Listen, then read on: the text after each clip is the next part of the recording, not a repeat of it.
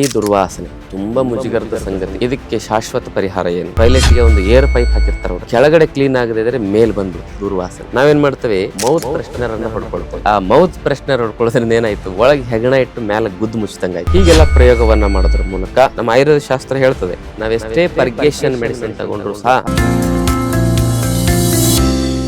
ಶ್ರೀ ಗುರು ಬಸವಲಿಂಗಾಯ ನಮಃ. ಓಂ ನಮಃ ಶಿವಾಯ. ಶರಣು ಶರಣಾರ್ಥ. ಆತ್ಮೇರೆ, ಬಾಯಿ ದುರ್ವಾಸನೆ ತುಂಬಾ ಮುಜುಗರದ ಸಂಗತಿ. ಯಾರ ಜೊತೆಗೆ ಮಾತಾಡ್ಲಿಕ್ಕಾಗಲ್ಲ. ಇದಕ್ಕೆ ಶಾಶ್ವತ ಪರಿಹಾರ ಏನು? ನಮ್ಮ ಶಾಸ್ತ್ರದಲ್ಲಿ ಹೇಳ್ತಾರೆ, ಬಾಯಿ ದುರ್ವಾಸನೆ ಬರಲಿಕ್ಕೆ ಮುಖ್ಯ ಕಾರಣ ಮಲವಿಕಾರ, ಮಲಬದ್ಧತೆಯ ಸಮಸ್ಯೆ. ಹೊಟ್ಟೆ ಕ್ಲೀನ್ ಆಗದೆ ಇದ್ರೆ ಬಾಯಲ್ಲಿ ಆ ದುರ್ವಾಸನೆ ಬರ್ತದೆ. ಹೇಗೆ ಟಾಯ್ಲೆಟ್ಗೆ ಒಂದು ಏರ್ ಪೈಪ್ ಹಾಕಿರ್ತಾರೆ ನೋಡ್ರಿ, ವಾಸನೆ ಎಲ್ಲ ಮೇಲೆ ಹೋಗ್ಲಿಕ್ಕೆ. ಅದು ಕೆಳಗಡೆ ಕ್ಲೀನ್ ಆಗದೆ ಇದ್ರೆ ಮೇಲ್ ಬಂದ್ಬಿಡ್ತದೆ ದುರ್ವಾಸನೆ. ನಾವೇನ್ ಮಾಡ್ತೇವೆ, ಕೆಳಗಡೆ ಕ್ಲೀನ್ ಮಾಡ್ಕೊಳ್ಳೋದು ಬಿಟ್ಟು ಮೇಲೆ ಮೌತ್ ಫ್ರೆಶ್ನರ್ ಅನ್ನ ಹೊಡ್ಕೊಳ್ತೇವೆ. ಆ ಮೌತ್ ಫ್ರೆಶ್ನರ್ ಹೊಡ್ಕೊಳ್ಳೋದ್ರಿಂದ ಏನಾಯ್ತು, ಒಳಗೆ ಹೆಗಣ ಇಟ್ಟು ಮೇಲೆ ಗುದ್ದು ಮುಚ್ಚಿದಂಗಾಯ್ತು. ಹಂಗೆ ಮಾಡಬೇಡಿ. ಅದರ ಬದಲಿಗೆ ನೀವೇನು ಮಾಡಿ, ಹೊಟ್ಟೆ ಕ್ಲೀನ್ ಮಾಡ್ಕೊಳ್ಳಿ. ಹೊಟ್ಟೆ ಕ್ಲೀನ್ ಮಾಡಲಿಕ್ಕೆ ಬೆಳಗ್ಗೆ ಎದ್ದು 1 ಗ್ಲಾಸ್ ಬೆಟ್ಟದ ನೆಲ್ಲಿಕಾಯಿ ಜ್ಯೂಸ್ ಕುಡಿಬೋದು. ರಾತ್ರಿ ತ್ರಿಫಲ ಚೂರ್ಣವನ್ನು 1 ಚಮಚ ಬಿಸಿನೀರಲ್ಲಿ ಹಾಕಿ 1 ಗ್ಲಾಸ್ ನೀರಲ್ಲಿ ಹಾಕಿ ಸೇವನೆ ಮಾಡ್ಬೋದು. 1 ಗ್ಲಾಸ್ ಬಿಸಿನೀರಿನಲ್ಲಿ 1-2 ಚಮಚ ಹರಳೆಣ್ಣೆ ಹಾಕಿ ಸೇವನೆ ಮಾಡ್ಬೋದು. ಹಾಗೆ ಜೀರಿಗೆ ಕಷಾಯವನ್ನು ಕುಡಿಬಹುದು. ಅದರೊಟ್ಟಿಗೆ 1 ಚಮಚ ಇಸಾಬ್ಗೋಲ್ ಅಂತ ಸಿಗುತ್ತೆ, ಅದನ್ನ ಬಿಸಿನೀರಲ್ಲಿ ರಾತ್ರಿ ಆಹಾರದ ನಂತರ ಹಾಕಿ ಸೇವನೆ ಮಾಡಬಹುದು. ಹೀಗೆಲ್ಲ ಪ್ರಯೋಗವನ್ನ ಮಾಡೋದ್ರ ಮೂಲಕ ನಾವು ಮಲಬದ್ಧತೆ ಸಮಸ್ಯೆನ ಸರಿ ಮಾಡಿಕೊಂಡ್ರೆ ಬಾಯಿ ದುರ್ವಾಸನೆ ಕಮ್ಮಿ ಆಗುತ್ತೆ. ಹಾಗೂ ಅಜೀರ್ಣದ ಸಮಸ್ಯೆಯಿಂದನೂ ಸಹ ಮಲಬದ್ಧತೆ ಸಮಸ್ಯೆ ಬರ್ತದೆ. ಜೀರ್ಣ ಚೆನ್ನಾಗಾದ್ರೆ ಮಾತ್ರ ಅದು ಹೋಗೋದು. ನಮ್ಮ ಆಯುರ್ವೇದ ಶಾಸ್ತ್ರ ಹೇಳ್ತದೆ, ಸರಿಯಾಗಿ ಜೀರ್ಣ ಆದರೆ ಮಾತ್ರ ಮಲಬದ್ಧತೆಗೆ ಪರಿಹಾರ. ಆಹಾರ ಸರಿಯಾಗಿ ಜೀರ್ಣ ಆಗಿಲ್ಲ ಅಂದ್ರೆ ನಾವೆಷ್ಟೇ ಪರ್ಗೇಷನ್ ಮೆಡಿಸಿನ್ ತಗೊಂಡ್ರು ಸಹ ಅದು ಶಾಶ್ವತ ಪರಿಹಾರ ಅಲ್ಲ.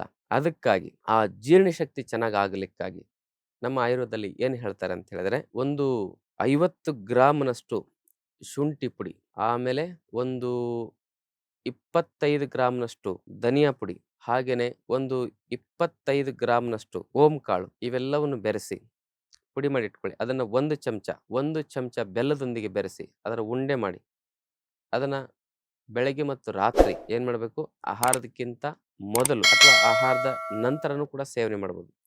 ಈ ರೀತಿ ಸೇವನೆ ಮಾಡೋದ್ರಿಂದ ನಮ್ಮ ಮಲಬದ್ಧತೆಯ ಸಮಸ್ಯೆ, ಜೀರ್ಣಶಕ್ತಿ ಸರಿಯಾಗೋದ್ರ ಮೂಲಕ ಅದು ಸರಿಯಾಗುತ್ತೆ. ಆಹಾರದ ನಂತರನೇ ಬಳಸಿ, ಹೆಚ್ಚು ಪರಿಣಾಮಕಾರಿ ಇರ್ತದೆ. ಇನ್ನು ಕೆಲವು ಜನರಿಗೆ ತುಂಬಾ ಮಂದ ಅಗ್ನಿ ಇರೋರು ಅಂಥವ್ರು ಆ ಬೆಲ್ಲ ಬಿಟ್ಟು 1/2 ಚಮಚ ಸೈಂಧವ ಲವಣವನ್ನು ಬೆರೆಸಿ ಆ 1 ಚಮಚ ಚೂರ್ಣವನ್ನ 1/2 ಲೋಟ ಬಿಸಿನೀರಲ್ಲೂ ಸಹ ಸೇವನೆ ಮಾಡೋದ್ರಿಂದ ಅಜೀರ್ಣದ ಸಮಸ್ಯೆ ದೂರವಾಗಿ ಮಲಬದ್ಧತೆ ಸಮಸ್ಯೆ ಪರಿಹಾರ ಕಂಡುಕೊಳ್ಬಹುದು. ಇದಿಷ್ಟು ಹೀಗೆ ಮಾಡಿ. ಮತ್ತೆ ಈ ಬಾಯಿ ದುರ್ವಾಸನೆ ಹೋಗ್ಬೇಕಂದ್ರೆ ಸಾಸಿವೆ ಕಷಾಯ, 1-2 ಚಮಚ ಸಾಸಿವೆಯನ್ನ 1 ಲೋಟ ನೀರ್ಲಿ ಕುದಿಸಿ 1/2 ಲೋಟ ಕಿಳಿಸಿ ಅದನ್ನ ಶೋಧಿಸಿ ಬೆಳಿಗ್ಗೆ ಖಾಲಿ ಹೊಟ್ಟೆಯಲ್ಲಿ ಅದನ್ನ ಕಷಾಯವನ್ನ ಸೇವನೆ ಮಾಡಿ ಬಾಯಿ ದುರ್ವಾಸನೆ 21 ದಿನ ಮಾಡಿದ್ರೆ ಕಮ್ಮಿ ಆಗ್ತದೆ. ಇದೆಷ್ಟೆಲ್ಲ ಮಾಡಿದಾಗ 100ಕ್ಕೆ 99% ಜನರಿಗೆ ಬಾಯಿ ದುರ್ವಾಸನೆ ಕಮ್ಮಿ ಆಗಿದೆ. ಇನ್ನೊಬ್ರಿಗೆ ಯಾರೋ ಆಗಿಲ್ಲ ಅಂದ್ರೆ ತುಂಬಾ ಆ ಕೋಷ್ಟ ಏನಾಗಿರ್ತದೆ ಅಂತ ಹೇಳಿದ್ರೆ ಕ್ರೂರ ಕೋಷ್ಟ ಇರ್ತದೆ, ಅಲ್ಲಿ ತುಂಬಾ ಟಾಕ್ಸಿನ್ ಇರ್ತದೆ. ಅದಕ್ಕೆ ಆಯುರ್ವೇದ ವಿರೇಚನ ಚಿಕಿತ್ಸೆಯನ್ನು ತೆಗೆದುಕೊಳ್ಳೋದು, ವಮನ ಚಿಕಿತ್ಸೆಯನ್ನು ತೆಗೆದುಕೊಳ್ಳೋದು,